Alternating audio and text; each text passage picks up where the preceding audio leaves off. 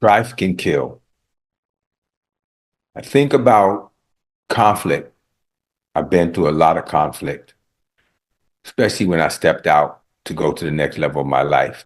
Everybody that was in the level at the present took me as something negative or wrong. And some of the most vile things have been said about me. I'm fine with it. Don't worry about it. I'm not seeking sympathy. But here's what I learned about strife. And I've learned about it in my relationship that I'm in. Strife is a way to keep us at odds with each other. But truthfully speaking, we're supposed to unify and go at the problem.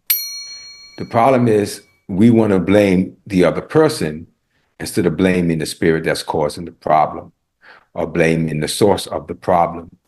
So we blame one another.